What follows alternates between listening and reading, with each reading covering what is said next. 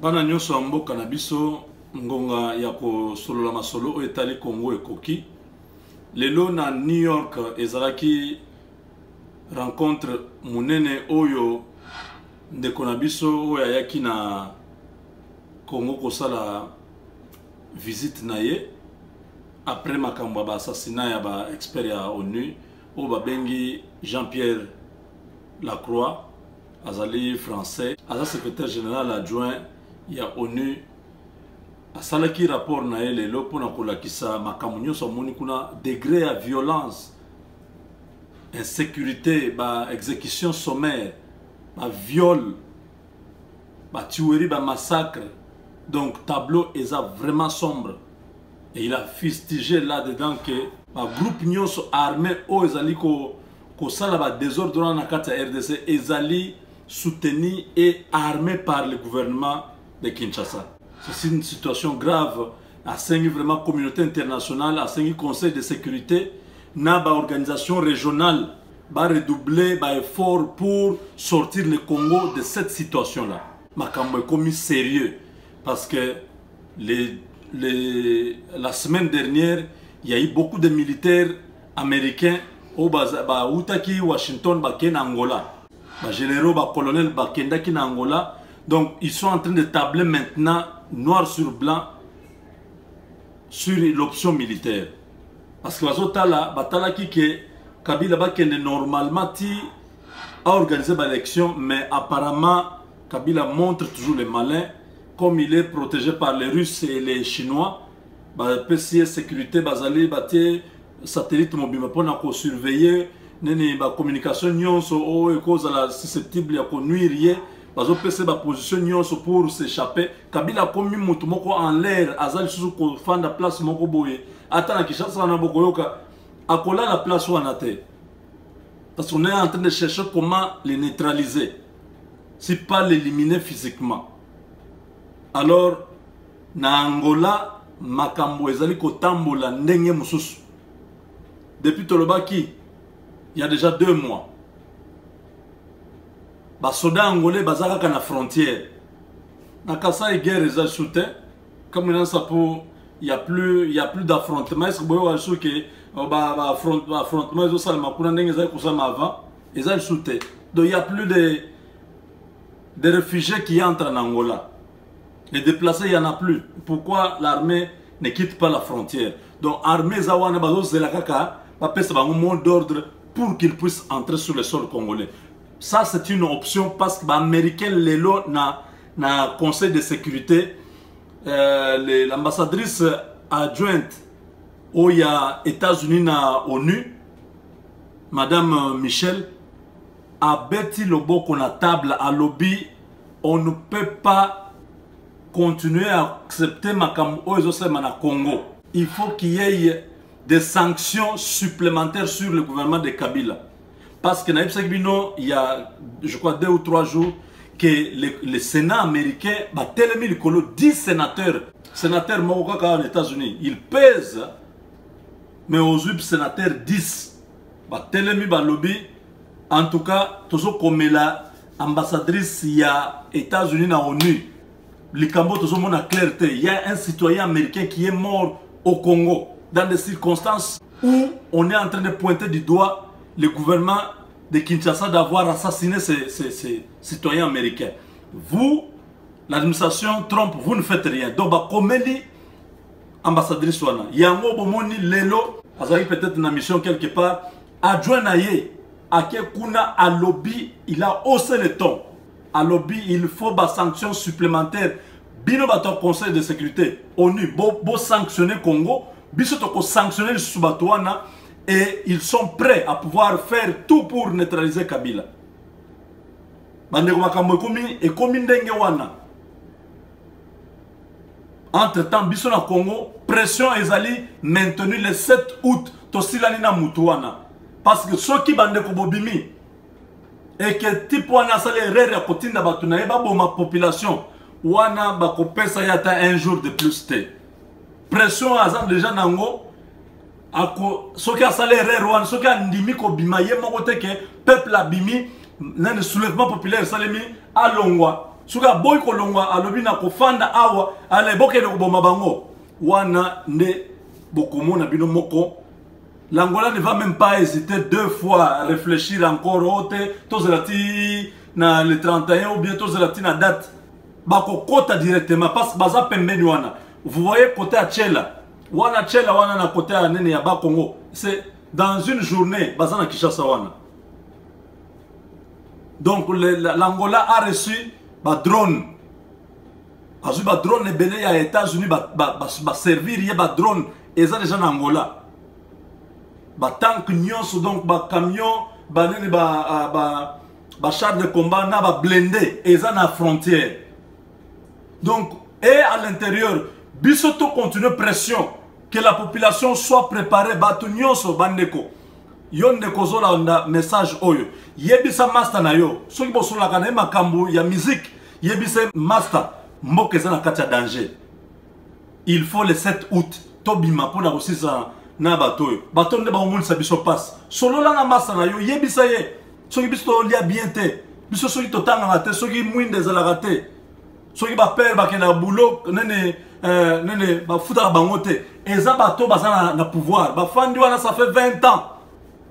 Balongola maréchal biso kanisi baza ba libérateur nzoka bazaki ba occupant. Président na biso na azalaka président ya Congo te aza étranger. Or constitution na biso wana ozobetela masa no li solo ozoyebisa ye. Or constitution na biso elobi pona kozala président ya Congo il faut ozala né des parents congolais. Yé ba parents na nyonso bi bale baza congolais te. Comment kozala na muto ya mboka na biso. Donc il faut to benga na ye. Bande ko so bo so la masolo ande nyona muto o comprendre ozonga muto. Yebisa père Mikolo vraiment na boki to tiango pembeni masanga to tiango pembeni. Eso ngazande ko na ya mwasi yebise makambo église wana to tena nango pembeni. Nzambe azan nzambe na biso na motema. Dieu on n'a pas dit seulement to kende semaine mobimba lundi na église te. Ba pasteur wana ba yebi vérité que toza sous occupation. Bazo linga ko pesa message ya patriotisme te.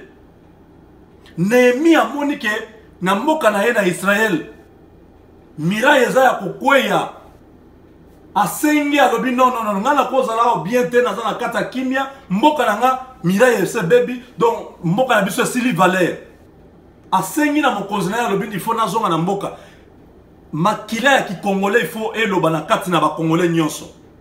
Le sang patriotique doit parler dans chaque Congolais. Nous devons devenir des hommes conscients, bandeko.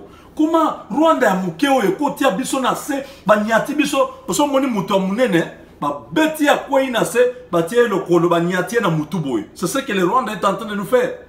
Et ça normalité, bandeko. Rwanda wana zana armée il y a combien d'hommes? Je ne pense pas qu'on a atteint à 50 000 hommes. Je ne pense pas. Mais biso tous a plus de 120 000 hommes. 120 000 hommes, pourquoi baza incapable de construire Salikamba Rwanda? C'est parce que ba konjo baza na kati wana ba officier et beleo baza na commandement baza ba officier étranger. Donner ba ordre na ba ordre contraire. Ba ebisi bino bokende sud bo attaquer munguna za na sud. Entre temps ba ebisi ba baza na baza kuna ba banguna wana ba longo côté à sud wana ba kende na nord. Boke kuna bokuti bangote. Alors basali bino je bazongi na sima ba massacrer bino nyonso. C'est ce qui se passe. Comment Rwanda pendant 20 ans pour ça la biso boy bandeko. Totalement le 7 août tosila na batuana. Donc bana kin makambo église tolobi nzambe azanzambe na biso nyonso to soki to sikoli mboka to kozongela masolo na biso ya église toko luka ba loi ya bien ya kosala ba église ya normal, pas des églises de tous ces charlatans pasteurs au baza ba escroc bazo kende ko simba basi ya batu na nzoto soit disant ezali ba sala ba délivrance. Wana délivrance nini? Ils en ont abusé. Tala ndenge batu bana belé ba komi ba shege parce que au kindoki. Mais Jésus est venu pour sauver ceux qui sont perdus. Les gens qui sont des pécheurs, donc l'église d'Abisso est contribué ma casse na dépravation, il y a destruction sociale d'Abisso. La moralité est vraiment par terre. Talent au Congo, plus d'églises, plus de problèmes. Au lieu que l'église ait trouvé ma solution, l'église a même un problème. Na ba foyer ya bato, na ba économie ya bato. Le pasteur a des enfants à l'étranger, le pasteur a une très bonne vie, le pasteur ne s'inquiète de rien pendant que toute la population dirige mon passe. Il va prendre l'argent de l'église alors qu'il est au terrain de la Renaissance. Et des gens comme ça, vous le suivez encore. Il ne condamne rien. Non, ils sont au milieu du village. Il y a Nine. Tant qu'il n'y avait pas un Olive Lemban au milieu du village, pourquoi tout le monde a peine dans ma manifestation, il y a opposition. Donc, Biso Biloko na bana Congo, bo solo la. Makambo église, bo tia on peut même toko solo la. Toko tia ba loi ya solo na Congo na. Pour avoir des pasteurs qui craignent Dieu, qui prêchent l'évangile, qui peuvent amener les gens vers le salut. Des églises qui vont contribuer sur le plan social, il y a qu'à construire Moutou, comme un Moutou. Nous avons perdu notre identité à cause de tout ça. Donc la crise congolaise est multidimensionnelle. Et ça la politique. Et ça même crise à niveau, il y a religion, et ça à niveau social, niveau culturel. Crise ça, il y a mounene. Donc nous avons un grand travail. Voilà pourquoi le 7 août, tosi la nabatouana. Tant que Kabila Kozalawana, peuple congolais a sepela kate, peuple congolais a kolia kabiente, a kolala biente, boyo ka discours ya kamwina sap. Avant ba assassiner. Alors mais bateau comment ba on ba kosala ke biso to sepelate, to zala batute, to liate, bana na biso ba sepelate, to la la pe biente, bangungi epai. Souffrance epai bato ba comment kufa kaka na âge à 40, 45 ans. Et ces gens-là ne s'en soucient pas. Ils ont vacances bien. Les politiciens nous les Congolais nous sommes en train de souffrir. Il faut Makambo et si là. Makambo na la communauté internationale, il y a les États-Unis, il y a Angola, armée angolaise, il y a côte na Congo. Makambo les alliés vrais. Mais biso na kati ya Congo to continuer pression. Parce que bango ba la pression na bango à Libanda parce qu'ils ont des intérêts na kati ya mboka na biso. Biso pe to sala ya biso pour la avant bango ba koma biso to benga na Kabila. Biso moko to solo na bango soki Angola soki nini pays nyoso koluka a travailler na Congo na kati ya respect ya ba règles établies, ya ba normes, ya ba loi ya mboka na biso to ko travailler na mutu nyoso.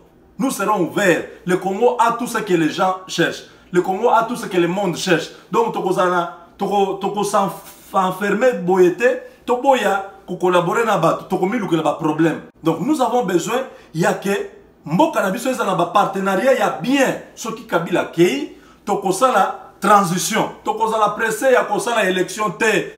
Élection nini, toko préparer makamunyoso, toko dissoudre seni wana. Enrôlement na toko bandelango, Congo ezana mbongwe belé. Et nous allons avoir une assemblée nationale où il y a un Sénat, un Parlement, il y a transition. Où il y a une loi, il y a solo, il y a pour Kabila, 40 ans, diplômé d'État, tout ça pour le président. On va mettre des lois qui vont donner à notre pays la valeur d'un Congo grand au cœur de l'Afrique. Où il y a Revaka. Et de là, nous allons maintenant avoir une date pour les élections. La transition, même si ça nous prend 3 ans, il y a quel problème?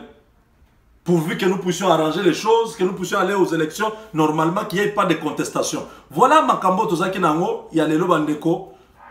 Le 7 août, Bandeko, Kobo Sanate, Yebisa voisin, Yebisa camarade, non, Yebisa fiancé, nayo, Yebisa mobali, nayo, Yebisa moine, nayo, Yebisa pasteur, nayo, Yebisa soda, yebisa policier, le 7 août, eza mukolo ya mboka na biso likambo ya mabele, wafwa, washala, la patrie ou la mort, biso nyonso na ne mwanda semi.